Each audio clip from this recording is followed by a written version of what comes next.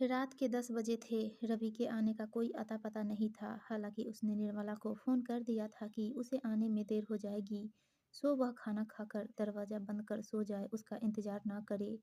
चाबी उसके पास है ही, वह आकर दरवाज़ा खोलकर जो कुछ खाने को रखा है, खाकर सो जाएगा।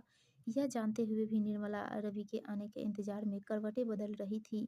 वह देखना चाहती थी कि आखिर उसके आने में कितनी देर होती है, जबकि बेटी प्रिया सो चुकी थी। समय काटने के लिए निर्मला ने रेडियो पर पुराने गाने लगा दिए थे, जिन्हें सुनते-सुनते उसे कब नींद आ गई पता ही नहीं चला। एकाएक निर्मला की नींद टूटी। उसने चालू रेडियो को बंद किया। कोई काम-धंधा नहीं है, यह सब बहानेबाज़ी है, निर्मला ने मन ही मन कहा। दरअसल रवि उस मधु के चक्कर में है, जिससे वह उसे एक बार बिलवा भी चुका था। निर्मला से वह घड़ी आज भी भुलाए नहीं भूलती। कितना जोश में आकर उसने परिचय कराया था, इनसे मिलो निर्मला, ये मेरे ऑफिस में ही है, हमारे साथ काम करने वाली मधु, बहुत अच्छा स्वभाव है इनका।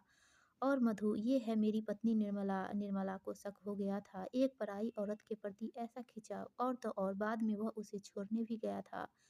चाहता तो किसी टैक्सी में बिठाकर विदा भी कर सकता था, पर नहीं। रेडियो बंद कर निर्मला सोने की कोशिश करने लगी। आखिरकार नींद लग ही गई। पता नहीं कितना समय हुआ कि उसने अपने शरीर पर किसी का हाथ महसूस किया। उसे लग गया था कि यह रवि ही है। उसने उसके हाथ को अपने पर से हटाया और उनिंदी में कहने लगी, सोने दो, नींद आ रही है। कहाँ थे इतनी देर से? समय से आना चाहिए ना। क्या करूँ निर्मला, कोशिश तो जल्दी आने की ही करता हूँ।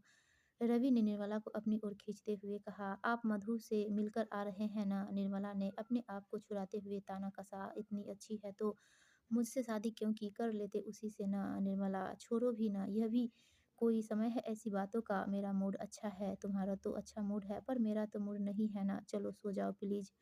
निर्मला दूसरी ओर मुँह करके सोने की कोशिश करने लगी। तुम पत्नियाँ भी ना कब समझोगी अपने पति को? रवि ने निराश होकर कहा। पहले तुम मेरे हो जाओ, तुम्हारा ही तो हूँ बाबा, पिछले 14 सालों से तुम्हारा ही हूँ निर्मला, ये मेरा यकीन मानो। तो सच बताओ, इतनी देर तक उस मधु के साथ ही थे ना? देखो, जब तक मैं उस कंपनी में था, उसके पास था, जब मैं वहाँ से जॉब छोड़कर अपनी खुद की मार्केटिंग का काम कर रहा हूँ, तो अब वह वहाँ भी कहाँ से आ गई? मुझे तो यकीन नहीं होता। अच्छा बताओ कि तुमने ही नहीं कहा था कि अब जब मैं अपना काम कर रहा हूँ, तब तो मैं समय से आ जाया करूँगा। तुम तो अब भी ऐसे ही आ रहे हो जैसे उसी कंपनी में काम करते हो। अपना काम है ना, सेट करने में समय तो लगता ही है। धीरे-धीरे सब ठीक हो जाएगा, मेरी बात मानो।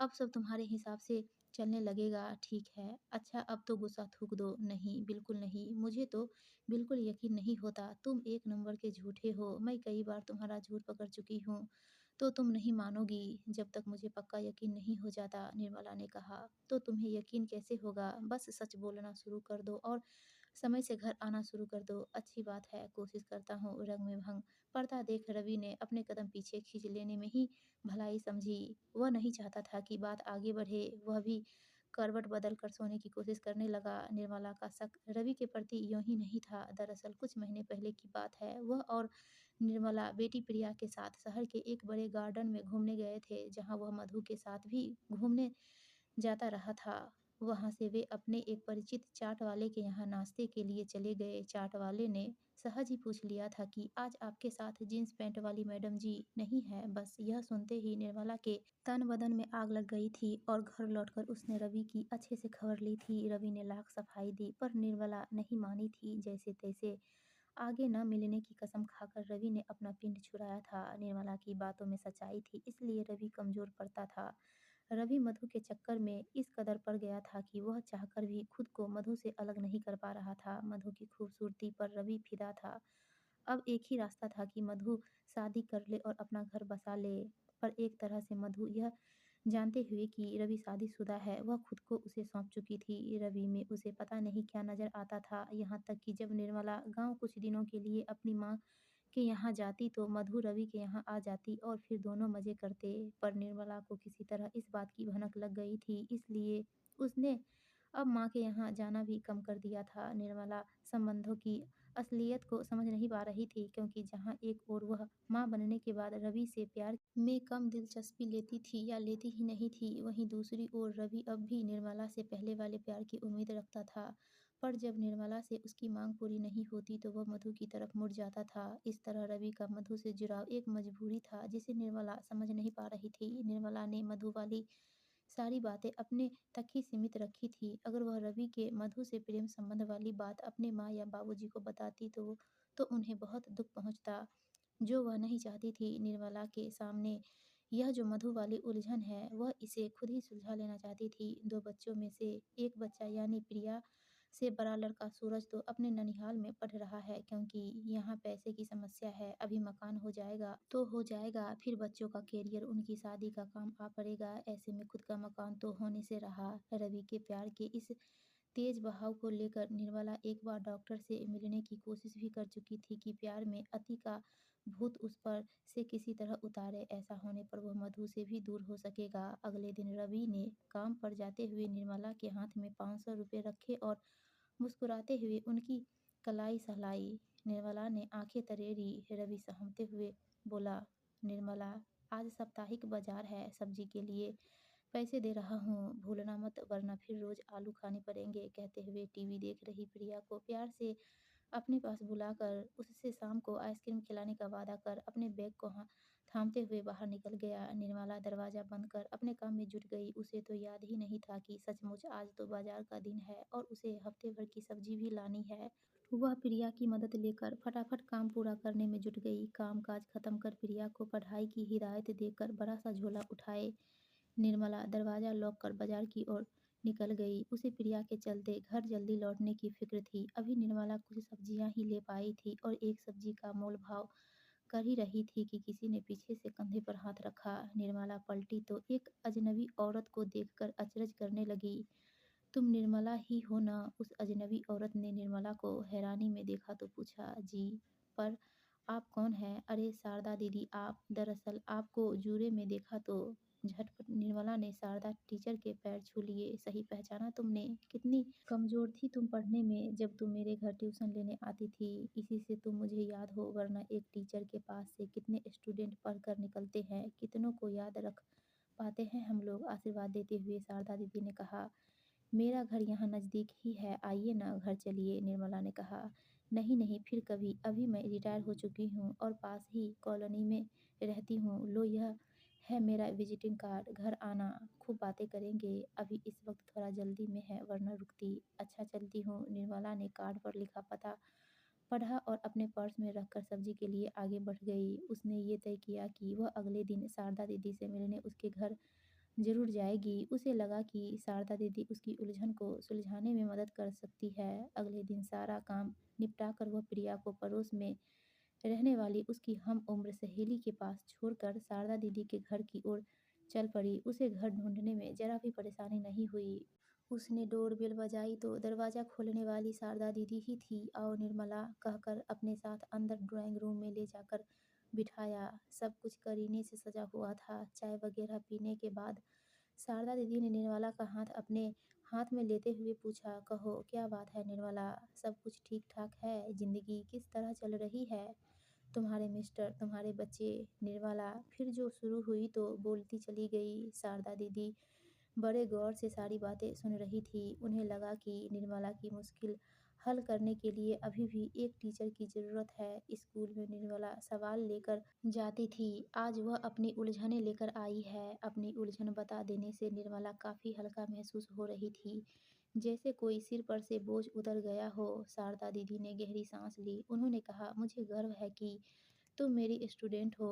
अपना यह सब्र बनाए रखना। ऐसा कोई गलत कदम मत उठाना जिससे घर बर्बाद हो जाए। आखिर ये दो बच्चों के भविष्य का भी सवाल है। तो बताओ न दीदी, मुझे क्या करना चाहिए? निर्मला ने पूछा। देखो निर्मला, समस्या होती तो छोटी है, केवल हमारी सोच उसे बड़ा बना देती है। एक तो तुम अपनी तरफ से किसी तरह से रवि की अनदेखी मत करो, उसे सहयोग करो। आखिर तुम बीवी हो उसकी। अगर वह तुम से प्यार चाहता है तो उसे दो, धीरे धीरे सब ठीक हो जाएगा। रहा सवाल मधु का तो इतना समझ लो, इस मामले में जो भी मुझसे हो सकेगा मैं करूँगी। मैं अब आपके भरोसे हूँ दीदी, अच्छा चलती हूँ क्योंकि घर पर प्रिया अकेली है। बिल्कुल जाओ, अपना फ़र्ज़, अपनी ज़िम्मेदारी ठीक से निभाओ। निर्मला अब ठीक थी। उसे लगा रवि पर से अब मधु का साया उठ जाएगा और उसकी ज़िंदगी में खुशियाँ छा जाएगी। शाम को जब रवि घर लौटा तो उनके साथ एक साहब भी थे। रवि ने निर्मला से उनका परिचय कराया और बताया, आज जब मैं एक बड़े मॉल में मार्केटिंग के काम से गया था तो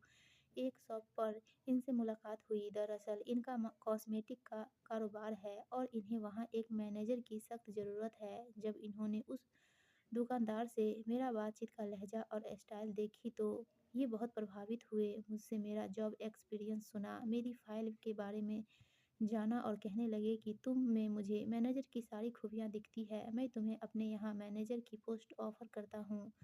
अच्छी तनख्वाह, फ्लैट, गाड़ी, सब सहूलियतें मिलेंगी। मैंने इनसे कहा कि अपनी पत्नी से बात किए बिना मैं कोई फ़ैसला नहीं ले सकता, इसलिए इन्हें यहाँ ले आया हूँ। क्या कहती हो? क्या मैं इनका प्रस्ताव स्वीकार कर लूँ? पहले तुम कुछ दिन के लिए वहाँ जाकर सारा काम-काज देख लो, समझ लो, अच्छा लगे तो स्वीकार कर लो। निर्मला ने खुश होते हुए कहा। निर्मला को यह अच्छा लगा कि रवि कितना तजब्बुत दे रहा है उसे। आज पहली बार उसे लगा कि वह अब तक रवि से बुरा बर्ताव करती रही है। वह भी सिर्फ़ एक मधु के पीछे, और यह उलझन भी अब उसे सुलझती नज़र आ रही थी। रवि ऑफ़िस की ओर निकल पड़ा था। रोज़ रात को निर्मला से बात करने का नियम था उसका।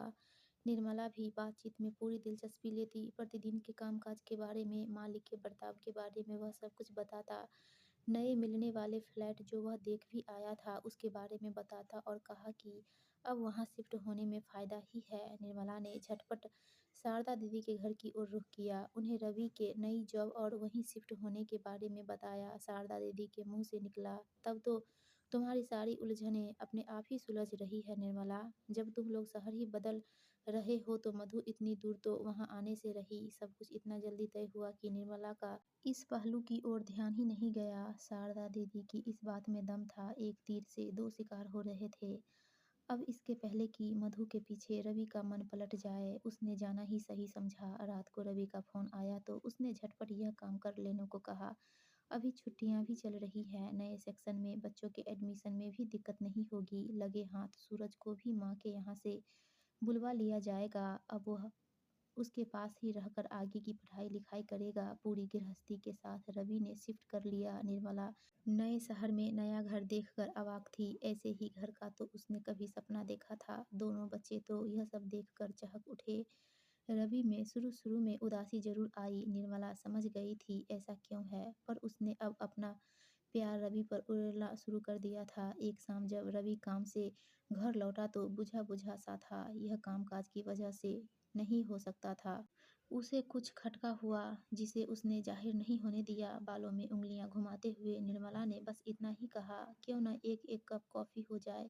रवि ने हामी भरी। निर्मला कुछ सोचते हुए किचन में दाखिल हो गई। अगले ही दिन दोपहर में कामकाज से फुर्सत पाते ही उसने शारदा दीदी को फ़ोन घुमा दिया। तब शारदा दीदी ने उसे यह सूचना सुनाई कि मधु की शादी हो गई है। यह सुनकर निर्मला उछल पड़ी। थैंक यू, बस इतना ही कह पाई निर्मला और फ़ोन बंद कर बिस्तर पर बिछ गई।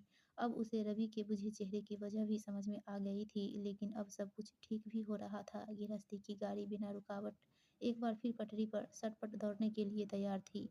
दोस्तों, आपको यह कहानी अच्छी लगी हो तो प्लीज़ वीडियो को लाइक कीजिए और चैनल को सब्सक्राइब